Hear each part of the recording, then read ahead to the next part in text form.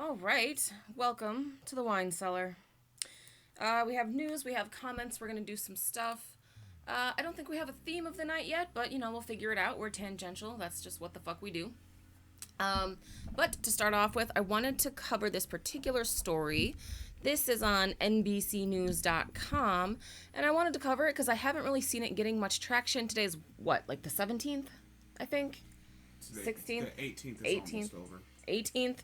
Yeah, this is actually from a couple days ago, and I haven't seen it getting much traction at all, even in lefty circles, so I wanted to talk about it, because important shit.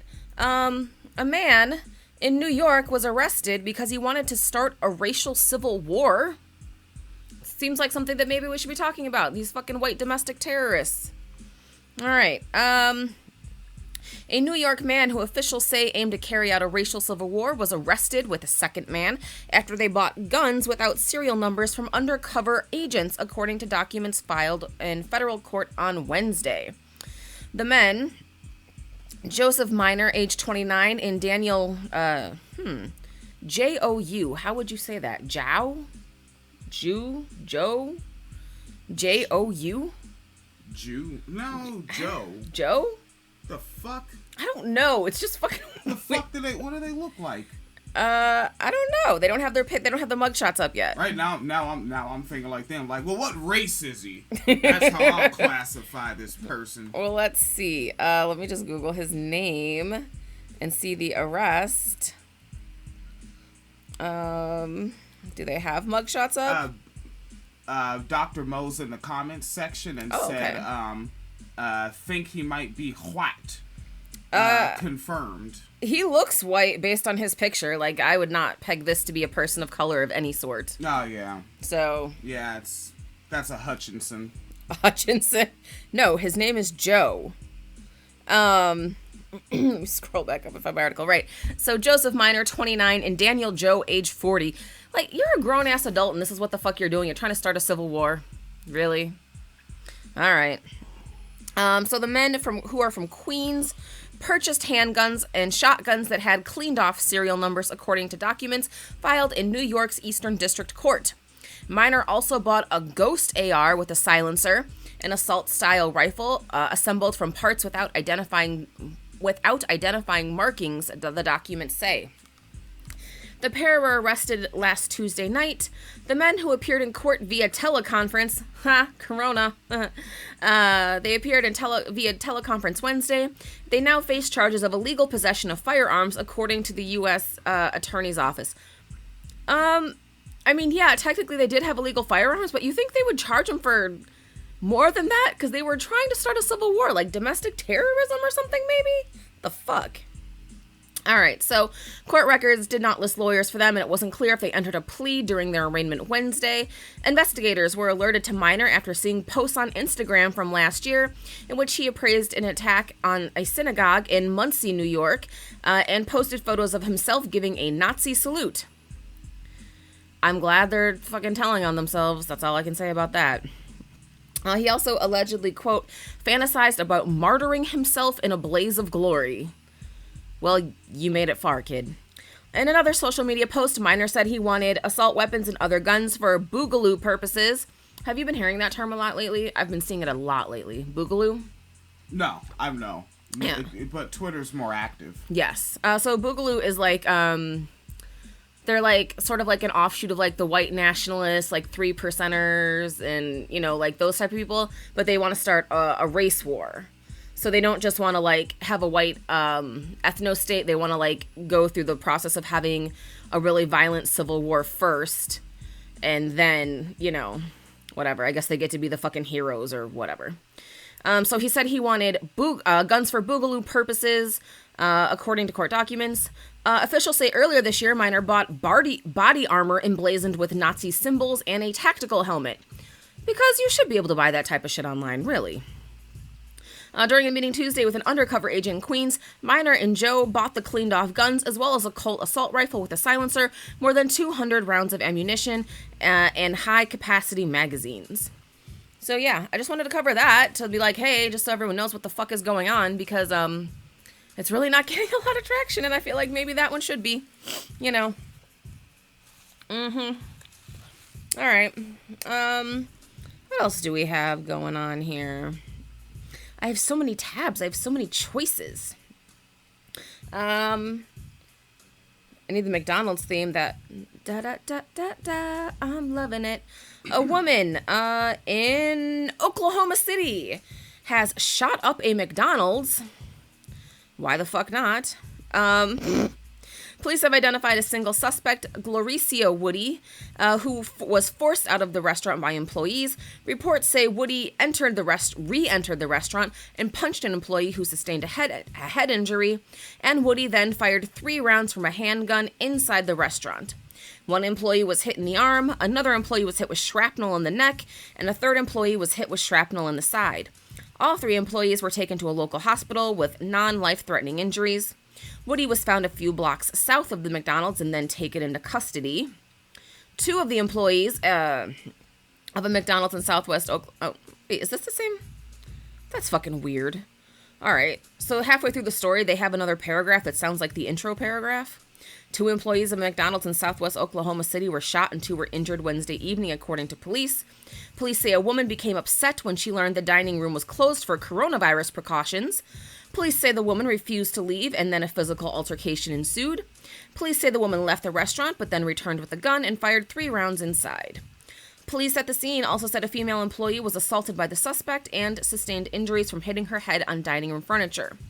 Out of the 4 employees who were injured, 3 were taken to a hospital, but all are expected to be okay. So, yeah, that's what the fuck is going on there. People just shooting up places because they can't fucking get a McDouble, which is... A Big Mac is not that serious, people. It's really not. I'm just saying. Ugh. Damn sinuses. Oh, were you gonna... Yes. Oh, no, I'm just checking things. Okay. Yeah, now there's more things to check. There are more things to check. Yeah, sorry for the awkward silence. I had, like, some sinus issues there for a second. And then I have an update, about the Tyreek Hudson murder case. I thought I had. So this is an old article. This is on the Baltimore Sun. This is actually from 2019. So this is last year. And this is just a little bit about the case. I'm not going to read the whole article. But they are talking about the man who killed Mr. Hudson. Right, and so neighbors would notice him muttering to himself and searching in the dumpster. He carried a ring of keys on his hip and would curse angrily if he fumbled for one. His front door was often cracked open so he could spy out to look at neighbors. But nobody saw what was coming next because he was a white man and got all the benefits of the doubt. So James Verombeck, age 53, blasted a shotgun into the chest of a young software engineer who lived upstairs. Verombeck, who is a grounds worker for Anne Arundel County Schools, because this is the type of guy you want working for the school district. And Anne Arundel, remember the... yes, the rapist cop story. Yes, from for Amy Brown Cruz and the cop Christian. Yep. Yeah, so we already have, like, a bad sort of, like, view of Anne Arundel County. But yeah, so apparently the guy who was weird works for the school district, because that's fucking fine. At a bail hearing, pretrial services said he suffered from schizophrenia, despite him giving a confession, yes. But still, questions haunt these neighbors. They gathered Thursday afternoon and wondered what the awful fate brought these two together. A 22-year-old engineering whiz recruited to work for Northrop Grumman, and a 53-year-old maintenance worker with a history of threats. Now, see, a history of threats, cussing out the neighbors, like, peeking out his door to spy on people, but nobody, like, felt a need to report anything. That's that fucking white privilege shit, because that's fucking creepy behavior. I would report somebody if I lived in an apartment building and they behaved like that. Just saying. I'd fucking report them. That's why I hate apartments. It's a very legitimate reason to hate apartments. And also you can report them, but then the pigs will show up and just be like, oh, that's my cousin. Right, exactly. He all right. Just give him some scratch tickets and beef jerky. He's all right. Oof. And then they have a lot about Tyreek, which I'm not going to read it all because it's one of those, like, it's an article, but it's also like, here's like a whole 10 paragraphs about this person's life story and how they went to college. And I think I'm mostly skipping it because it's irritating me because it's like striking me as being a little too respectable. of like, oh, he went to college and he was really good and got a great job and had his own apartment and young black man making it in the world. And I just really hate that fucking framing. I just hate that framing. Yeah, like, that's the thing. Like, so many fucking, good liberals, good Democrat liberals, if I would have got hit by the pigs before my mid-20s, then it just would have been fucking, rapper that had homophobic punchlines got what he had coming. Yeah, pretty much. Piece of shit, super predator. Yep. Right? Yeah, if I would have been one day before starting the podcast, yeah. Yep. No, now I matter. Well, you're respectable now. Yeah, look at the fucking sweater. But then but I got it at Goodwill. Oh, fuck, he doesn't matter again. Fuck this guy, man. He's fucking poor. He got his sweater at the Goodwills. Mm-hmm. But now what is interesting in this article as it goes on, they talk about Ann Salter, who is Varambek's ex-wife, because as is usual with a lot of these men, before they actually go out and kill someone, they have a history of domestic violence against, like, female partners or women in their family, right? So Ann Salter says that she was scared for her life after she left her marriage with Varambek. She said they met at a party in 2006. He seemed sweet and they married later that year, but then everything changed. She says, quote, as soon as we got married, it was like night and day. It was like I was the enemy and he was coming for me. She had 2 children from a previous relationship. When her son left the faucet running in the bathroom, she said Varambek erupted. His punishments didn't fit the crime. He would get mad and not talk, but look at you like he wanted to kill you. Hey, even using the word crime. Yeah. Crime? Really? Oh, yeah, that faucet. You know. That got felonious faucets. Yes. The outbursts escalated, though they never became violent. Sometimes he would be silent for hours. Salter said she felt intimidated. I didn't want my kids growing up feeling like they were walking on eggshells, so she filed for divorce after a year and a half, but he asked her to go to marriage counseling. Only later, she found that he was on dating websites, and even though he begged her to continue counseling, she called it off. An Anne Arundel judge granted their divorce in March of 2010, but he continued driving past her house. Salter said she would often spot him in her rearview mirror. He would follow her to work in her children's daycare.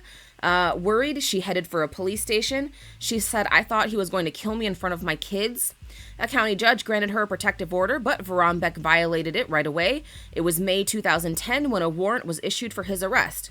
Let me just run that back. So they got divorced officially in March, and by May, he was violating the restraining order. Yeah. All right. Salter felt the protective order saved her life and her children. She told the court she didn't want him jailed. Really? After all that? Fuck, man. He promised to stay away. Months went by, then years.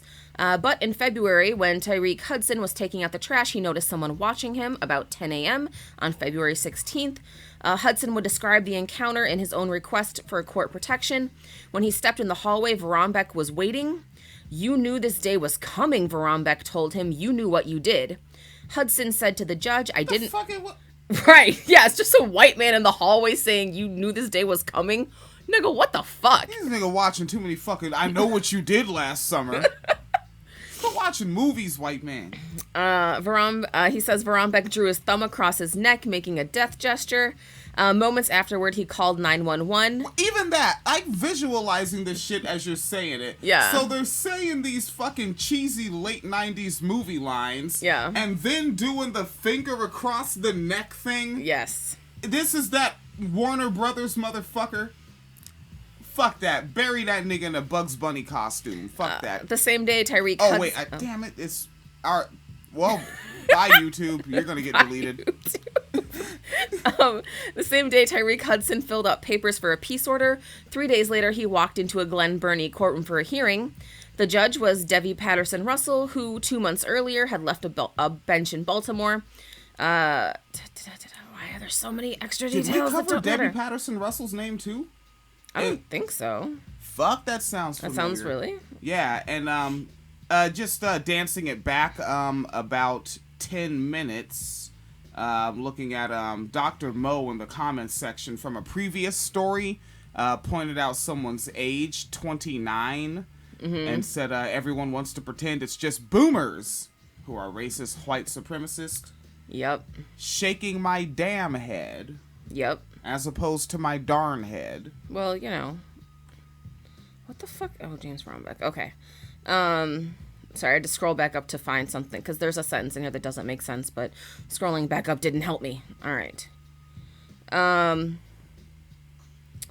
Let's see. Where did it go?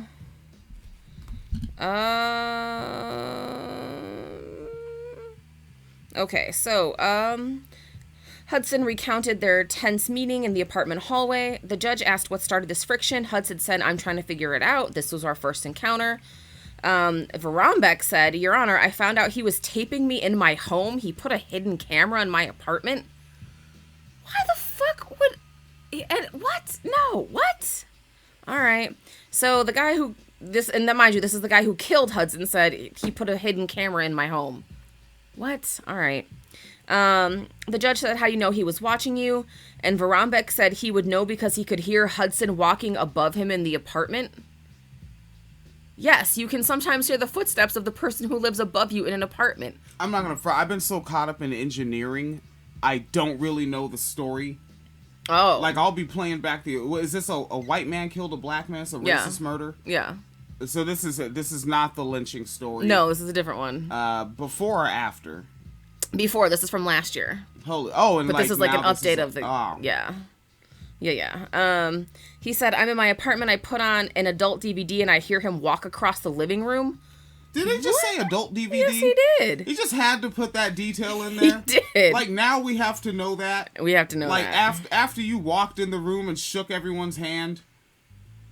Varombeck... Actually, no, it's coronial times. It is coronial times. Varombeck said that he tested this over and over again. The footsteps would return every time he started the video, as if the person above were watching it too. What? So if people walk around while you're watching porn, that means they have a hidden camera in your house and they're watching you too? What are you watching that you're ashamed of? Actually, but that's me getting all in your business. How about society stop doing whatever it is you're doing? And you have a straw. I know. Yeah, for people who aren't watching video, I just spilled my drink on myself. Okay. So Russell sounded confused, but Varombeck went on. He'll get up from his chair and start walking down the hallway. He's watching me.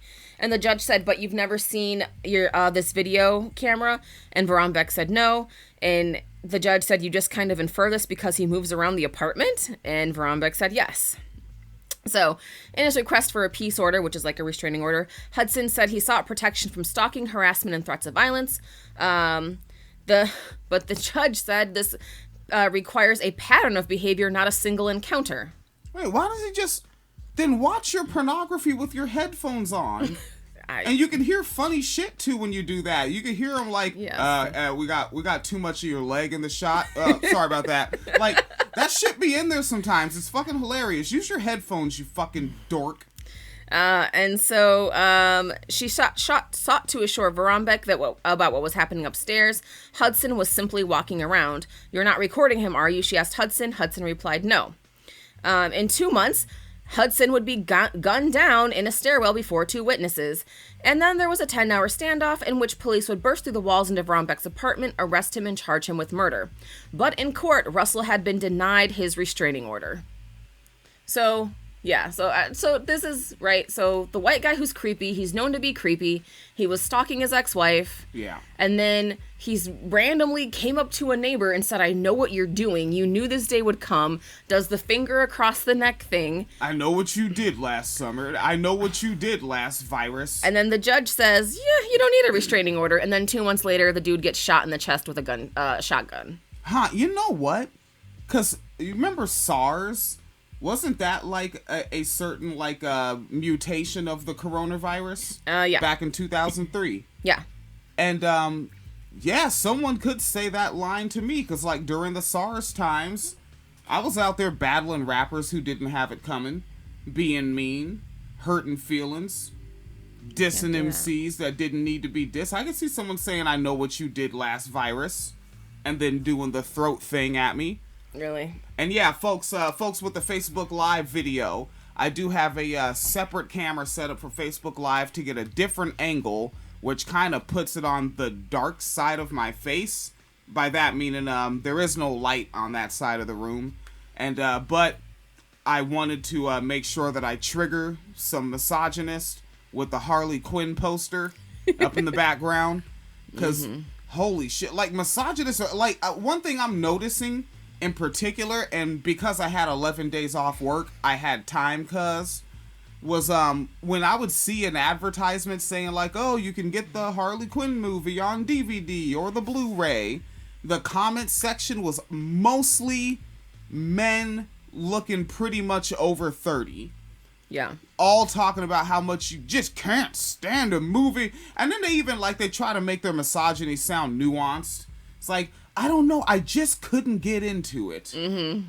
Maybe it's something wrong with the whole genre. Really? So you all of a sudden don't like none of these fucking comic book films? You goofy looking prick? Yep. No.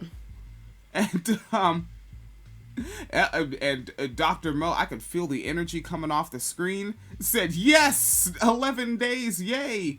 And when we say Dr. Mo in the comments section, that is a real general practitioner that has been on the program telling us what nots and what have you. He said, yes. I need to eat more fruit. Yes.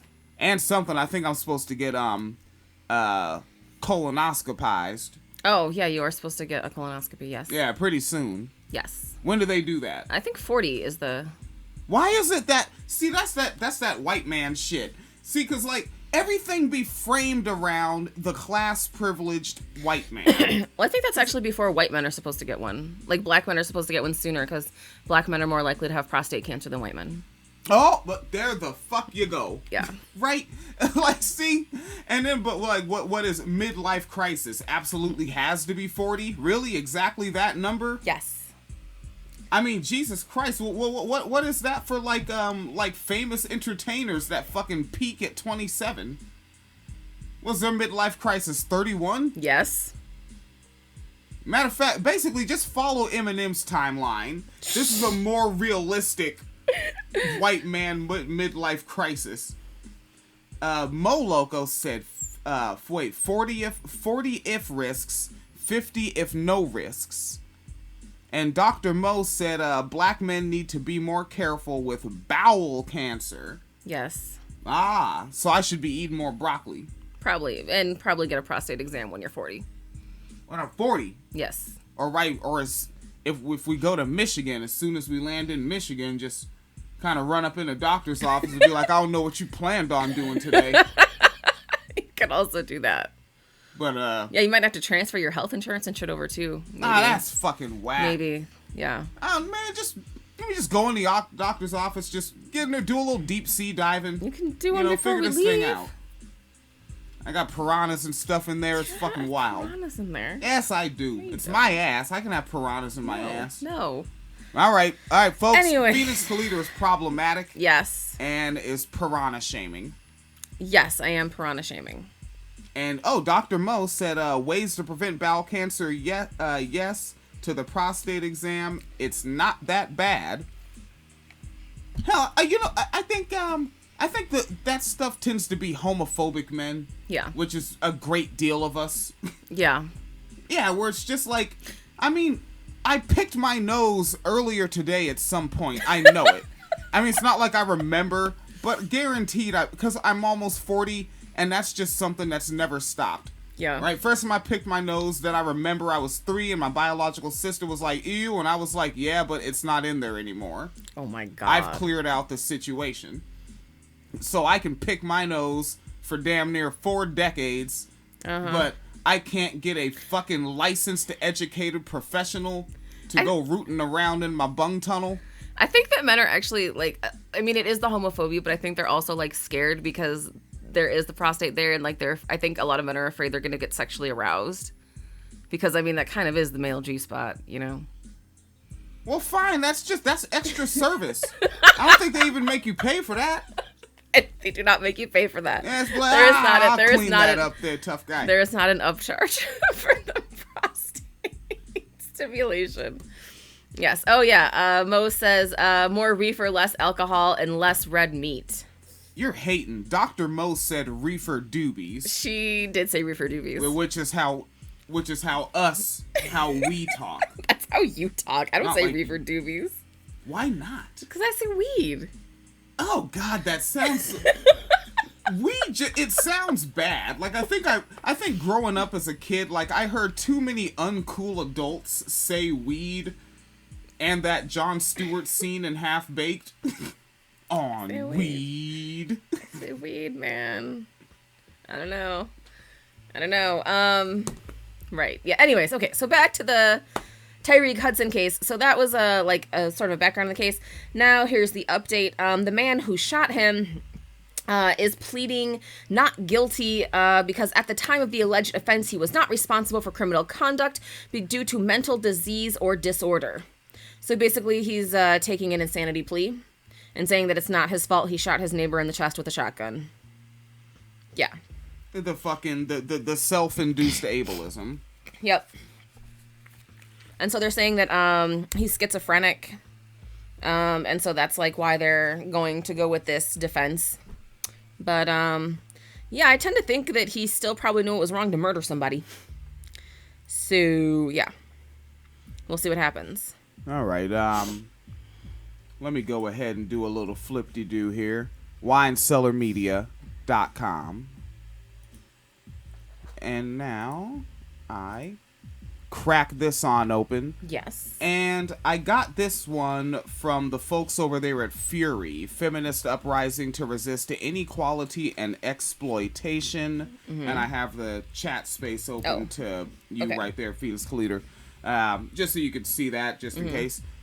Yeah, so I got this from Chelsea Springler, representative of Fury, and they are getting free masks out to folks.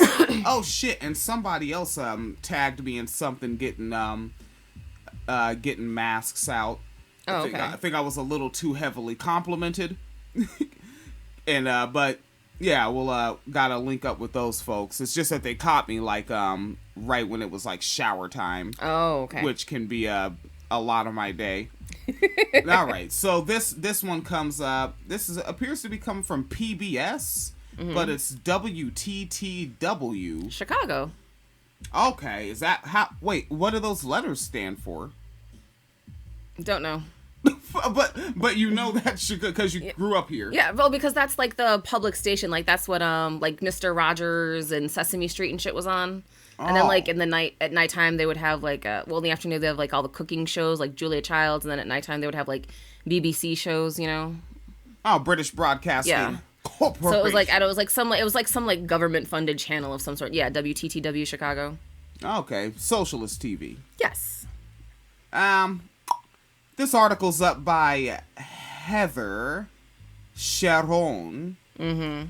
And it's from the 15th, and right now today is, there are 58 minutes left in it being the 18th. And a city is set to cancel rent for airport stores, restaurants. So airport stores, right there.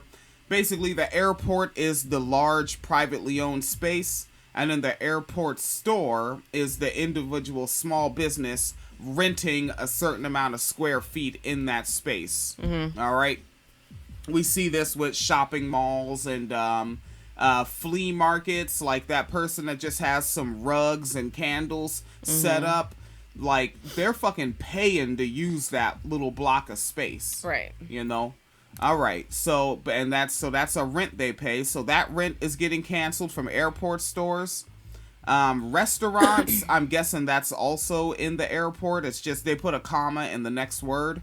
And the rental car companies, I didn't know they were also renting their space. So they're literally renting so they can rent. Yep. God damn. And when you gotta think, if so many people are renting and leasing, doesn't that mean there's incredibly few actual owners? Yep. Which means there's more of us than them. Mm-hmm. It's real easy to kick their ass with, like, think about it. If you think that you are physically weak, and you might be a person that's just not strong, right? Yeah.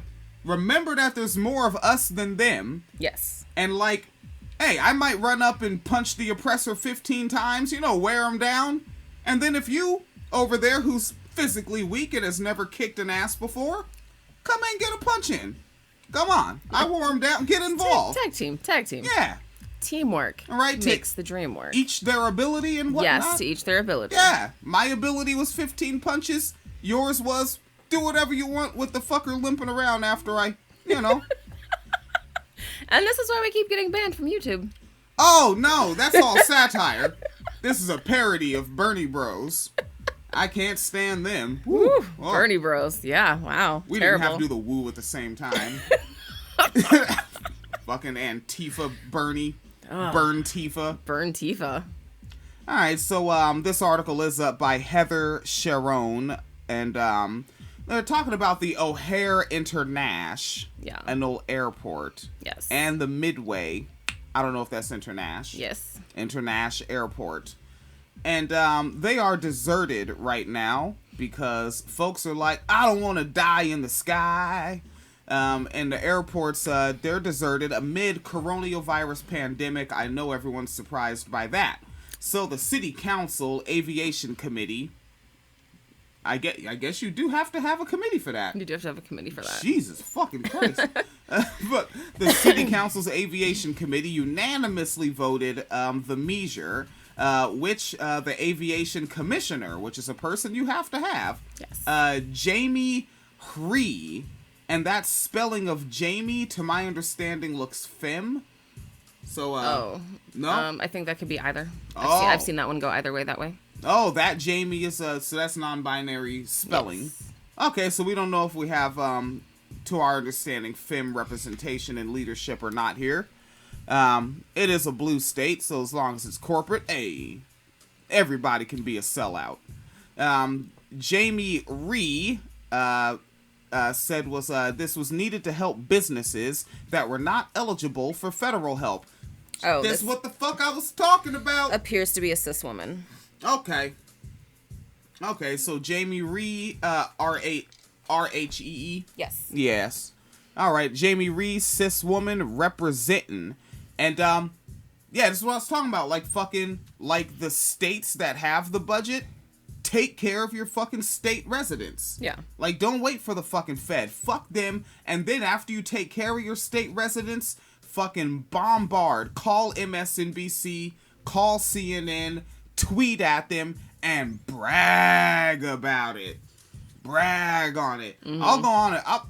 I'll be the bragging test study. I'll come up with my fucking receipt with the fucking, guess what? Nigga just paid his rent. Paid his rent on time.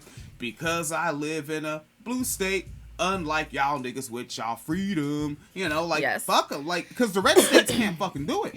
Yeah. They ain't got no fucking paper. They don't produce shit. Those red states, they be pretending they're all farmers. Yeah, they're not. Ain't nobody getting no goddamn big plate of spinach from Alabama. Well, even the places that have, like, a lot of farms, they're fucking corporate farms. They're not, like, the stereotypical, like, the family farm that's been in, you know, it's been in our family tree for the last 100 years. Like, those are not nearly as prominent as they used to be. They're all fucking corporate farms anyway. Yeah, and obviously, like, there's the coastal factor because they're going to have all the import-export from, California's 5th largest economy in the world. Mm-hmm. They got that walnut and cashew money, kind of fucking up the water supply, but they've got that...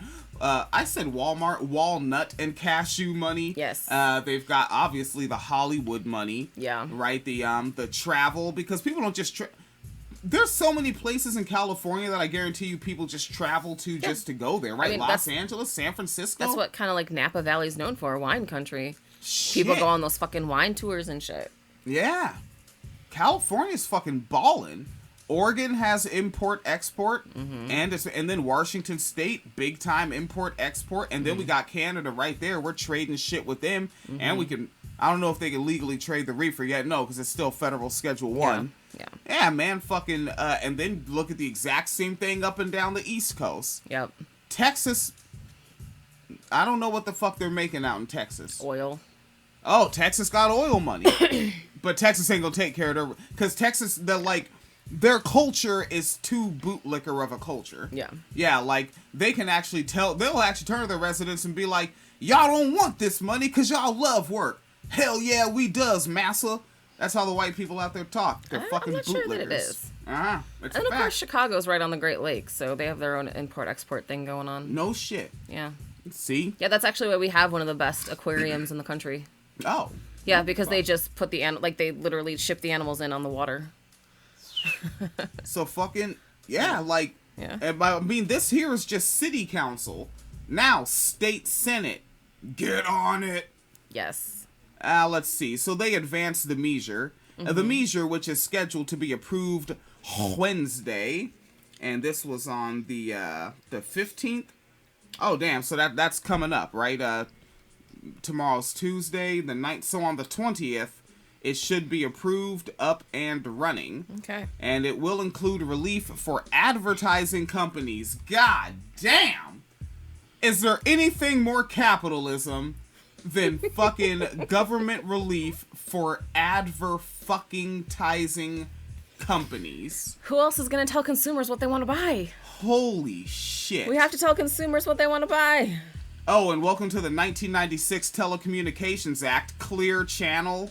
Yes. I don't know who Jay-Z Dassault is. It's a letter J, letter C, and then it looks like a French word. Yeah. Decaux. Decaux. Oh, I said Dassault. Decaux? Yes. Looks like a company. I like that. That was a thank you, Captain Obvious moment right there. Yeah, because like I Google it, all I see is like stock prices, and I was like, what the? Yeah, Mo said I only try to lick boots that help good causes. What the fuck is?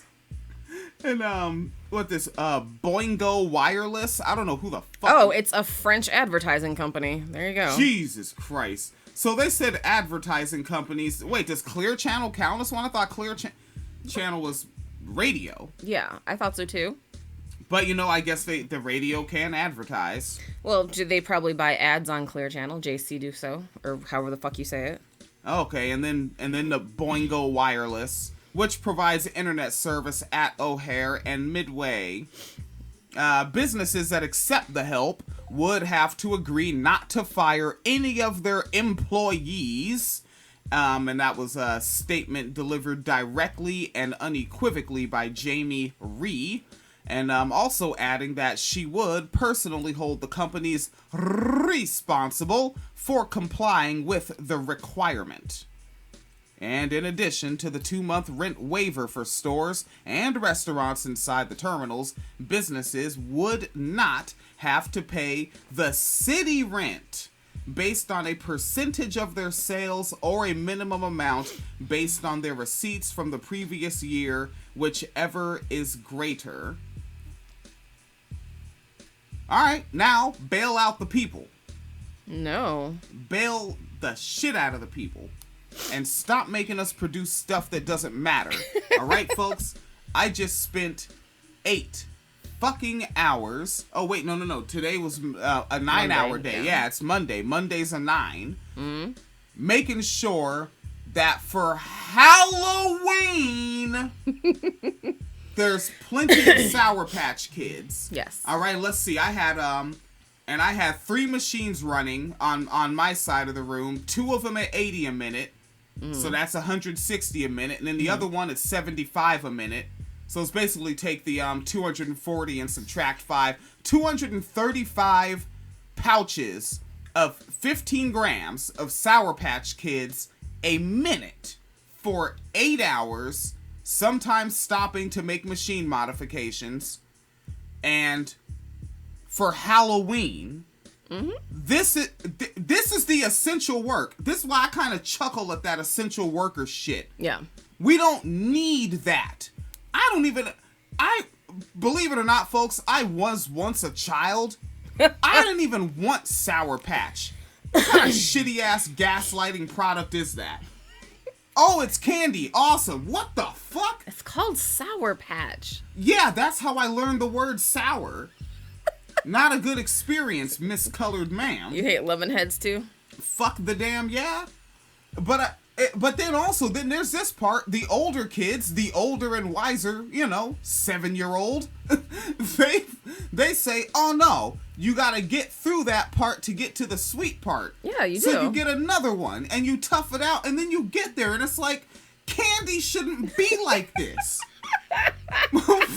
Fuck Sour Patch. Why does it exist? And it's for Hallow-fuck-ween. We live in coronial times, folks. Yes. Halloween is not gonna pop. So you know what's gonna happen to these Sour Patch that don't move off the Walmart shelves? Then they're gonna go to the Family Dollar shelves. Then they're gonna go to the fucking Dollar Tree shelves. Mm-hmm. And then they're either gonna go in the garbage or get given the fuck away. Go to a food pantry. Oh, fuck. And then they're gonna go to the food pantry. Who goes to the food pantry? Po folk. And what do you have from the food pantry? Bunch of fucking candy from Halloween. Candy in box shit. But then also, after having all that candy, you can't afford to go to the dentist.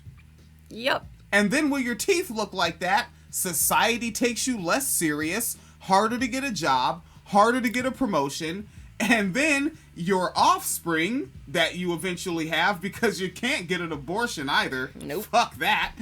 Now they grow up in poverty, and I don't know if you know this about poverty, hard to get out of it. Cycles.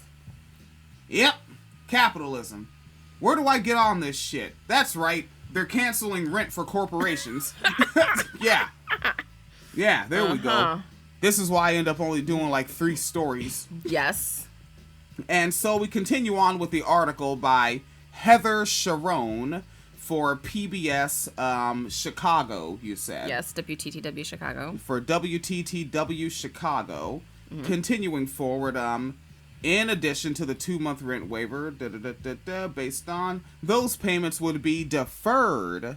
All right, deferred, kind of like bone spur payments with no interest until sales over 75%, until sales recover to 75% of last year.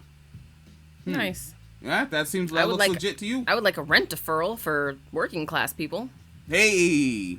I get it's like, and yeah, I hate the land leeches, but the only way you're gonna get it is if they give it to the land leeches. Yeah. Like they have to be like, land leeches don't have to pay mortgage for a long time. Mm-hmm. All right, let's see. Rental car company. Oh wait. Said the deferral could last up to 3 years. Holy shit! So if you get less than 75% on your sales, then you just get that deal for the next year. Yep. Up until 2023. Yep. There is some motherfucker out there that's gonna see their shit getting to like 65% and be like, oh, I fucked up the inventory. Oh, fuck yeah. Ah, man.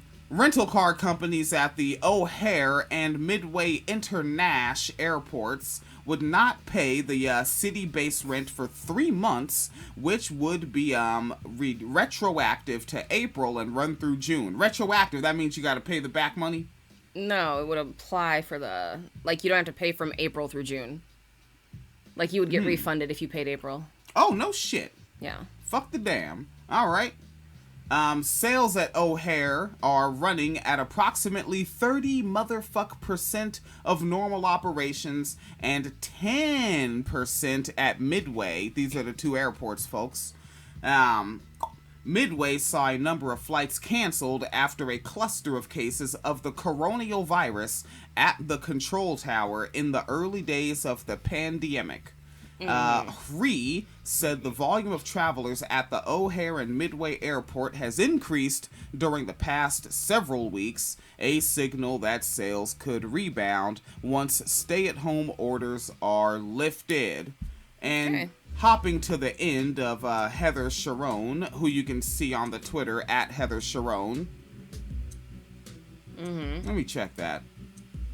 That audio just came in kind of hot. I was like, God damn, fucking Aftermath beats. An alderman balked at giving Ms. Ree that authority. Aldermen were not too fond of this here Jamie Ree woman having the authority, forcing the mayor to scale back the ordinance and follow normal city council processes. Ultimately, the city council approved the scale back emergency powers ordinance on a vote of 29 to 21 in April. Okay. All right, so that is one of those many things that's always going on. winecellarmedia.motherfucking.com. Yes. And with this computer, I can so much more swiftly transition between segmentes. I can even do it on the video.